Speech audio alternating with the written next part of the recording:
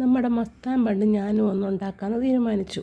അങ്ങനെ ഞാൻ ഈ ബണ്ണെടുത്തു. ബണ്ണിനെ ഞാൻ സ്വല്പം നെയ്യ് പുരട്ടി അതിൻ്റെ ഒരു സൈഡ് നന്നായിട്ട് മുറിച്ചെടുത്തു. അത് കഴിഞ്ഞിട്ട് ഞാൻ നമ്മുടെ ബട്ടറിനകത്തൊരിച്ചിരി പഞ്ചസാരയും ഇട്ട് ഒരു 2 സ്പൂൺ പാൽപ്പൊടിയും ഇട്ട് ഒരു ഇത്തിരി പാലും ഒഴിച്ച് നന്നായിട്ട് അങ്ങോട്ട് അടിച്ചെടുത്തപ്പം ഇതാണ്ടറാ നമ്മുടെ ഈ ബണ്ണ് നല്ല ക്രീമായിട്ട് വന്നു. ഇനി നമുക്ക് ഈ ക്രീമിനെ നമുക്ക് ഈ ബണ്ണിനകത്തോട്ട് ഇങ്ങനെ അങ്ങോട്ട് വെച്ച് കൊടുക്കണം. നല്ല ക്രീമാണ്. നമ്മളിങ്ങനെ ഈ ബണ്ണിനകത്തോട്ട് ഇങ്ങനെ നല്ലപോലെ തേച്ച് കൊടുക്കാം. കണ്ട, പഞ്ചസാരയൊക്കെ ഒരു ഇത്തിരി ഇട്ടിട്ടുള്ളൂ, ഒരു 1/4 സ്പൂണ്. എന്നാന്ന് വെച്ചാൽ പാൽപ്പൊടിക്ക് മധുരം ഉണ്ടല്ലോ, പിന്നെ നമുക്ക് അതിനകത്തോട്ട് പിന്നെയും കയറി അതിടേണ്ട കാര്യമില്ല.